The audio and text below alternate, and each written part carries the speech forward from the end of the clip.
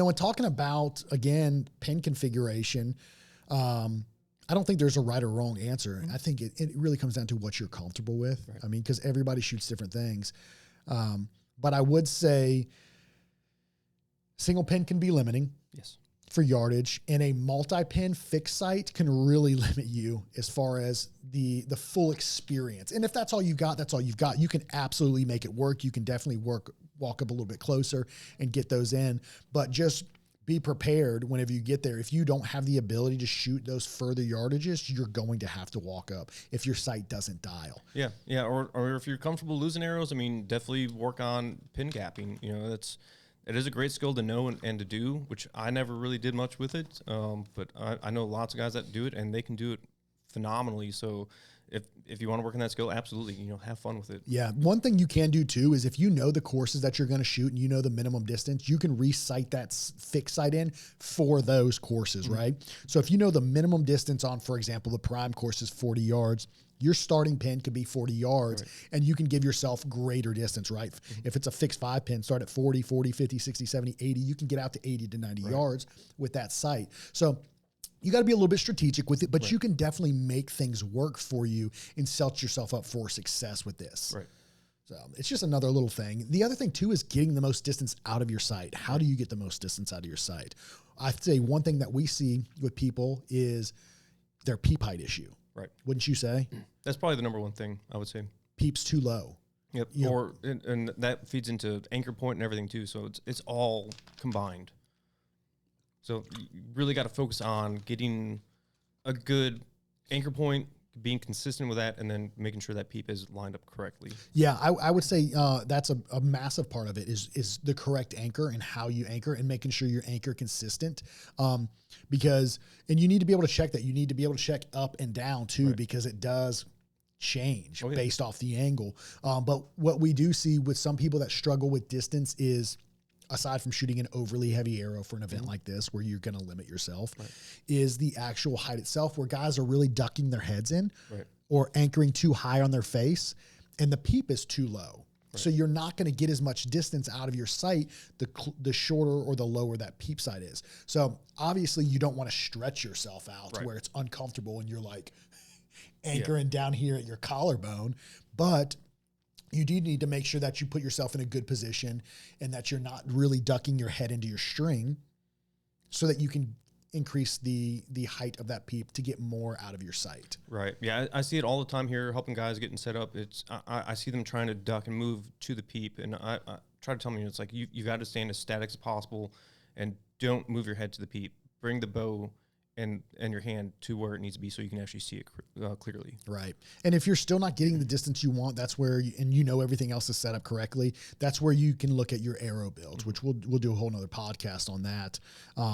But I would say starting point is just making sure with these, one, that your anchor is consistent, because you need to be able to hold that anchor at angles, at different angles, right? Where that anchor isn't all over the place where you're chasing this peep. And then you need to make sure that you're in a good position, I would say, position where you're up nice, upright, and that peep just isn't, you're not ducking your head in there like we see a lot, especially some of these shorter axle-to-axle bows where guys are really trying to make it work and they're really ducking their head in. You're just not going to get the distance out of those sights, and it'll be limiting, and you'll really figure that out at Total Archery Challenge. Oh, yeah.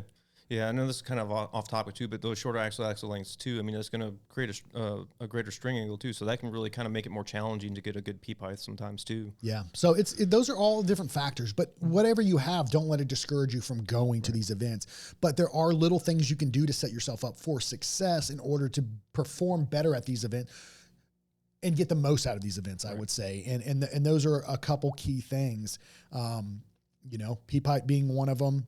Pin configuration. Like I said, I see, we get people that ask all the time, like, I have one bow. This is the only bow I'm saying, can I go to Total Archery Challenge? And you absolutely can. But those little things you can do to set yourself up and have more fun at it with a big example is maybe your zero is not 20 yards, for your fixed 5-pin. Maybe your zero starts based off the courses that you're going to shoot at 40 or 50 yards. And then you can really test yourself in those longer shots. So just little things to consider.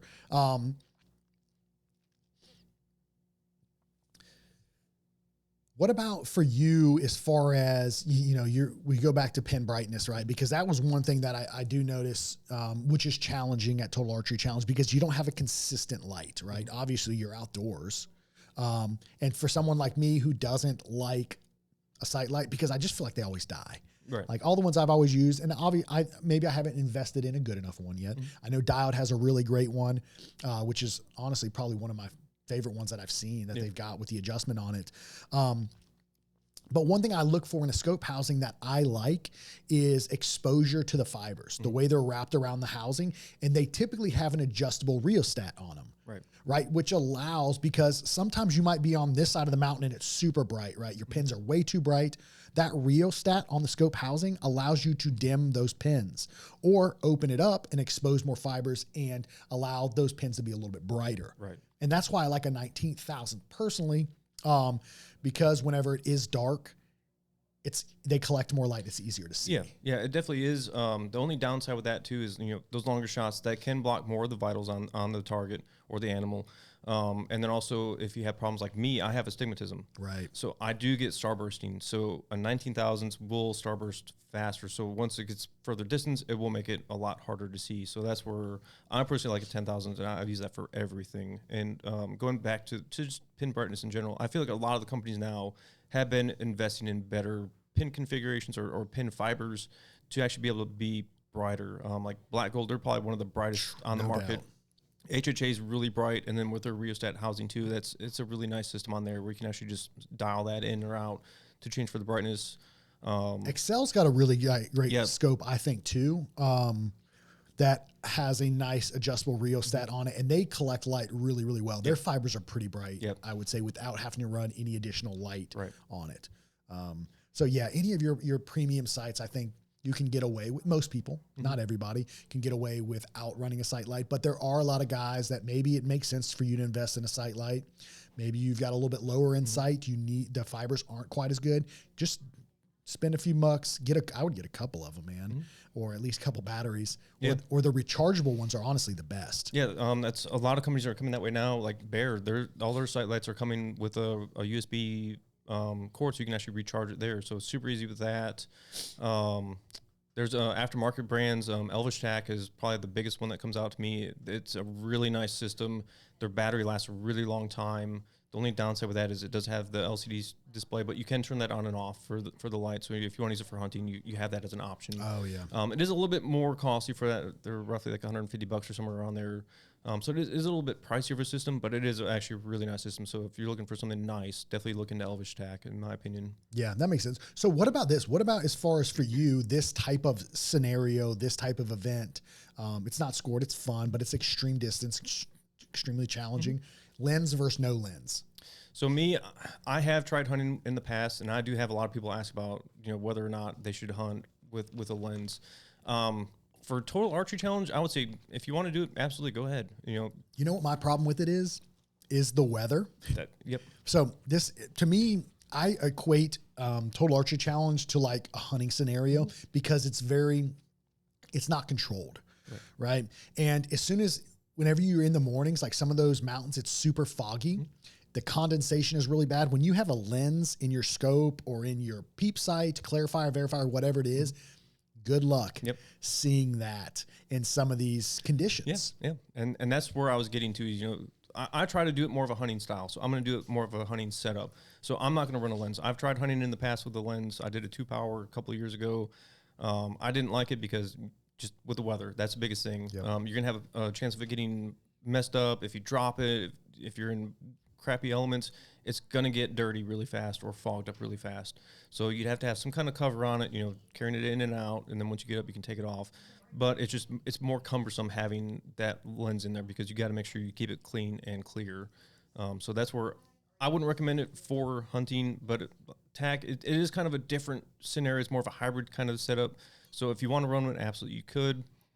Just kind of be up to you and if you want to play with that. Yeah, it's just a potential issue that you can run into. Yeah. Not right or wrong, but it's just something to consider. Absolutely. There are guys there who run them. Yep. You'll notice you will not see a lot of target specific rigs at this place, but there are still guys that come with target bows. Okay. So you can do it however you want. These are all just things that we're kind of bringing up based off experience that we've had, because we've had really great Total Archery events, and we've had really not great Total Archery events. And not that the experience wasn't fun, but just weather-wise, it was just rough.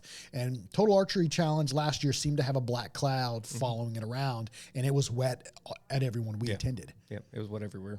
So just something to consider if you're on the edge about running a lens or any kind of magnification or something. Just consider the weather and the condensation and the humidity and then the rain, because it can really, make it very challenging to look through a lens that's got water all over it.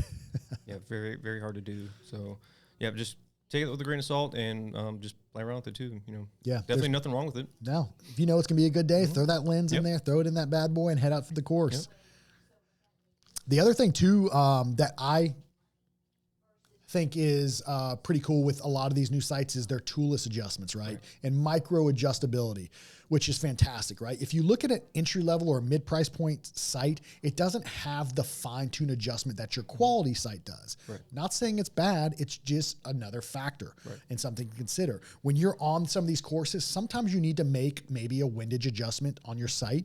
And when you have a toolless adjustment capability, it's that much better, right? Because you can unlock that latch, you can fine tune each click through your adjustment and lock it back down, versus some of your more maybe entry level, mid price point sites. You got to pull out an Allen key, you've got to loosen it, slide it, and hope it didn't go too far, and then reset it. With the toolless or micro adjustability in some of these sites, these newer sites, higher end sites, you don't have to worry about bumping it and being like, oh gosh, where it was. It's set, you click it, however many clicks you feel you need to dial it, and you can make that adjustment on the fly on the course. Yeah, and there are more mid price point sites that are coming into that market too. Like, for example, Trophy Ridge. They have a lot of nice stuff with their React technology that's actually it is toolless on some of their stuff, but it is, I'd say, in the higher end of the mid price point is what I would call that. But yeah, there are still plenty of options with that too, and they even have slider sites that are a little bit more budget friendly too. So something to think about. The Swift, Swift series. So if you're looking, save a little bit of money, but still get into that slider game, that is something to consider as well.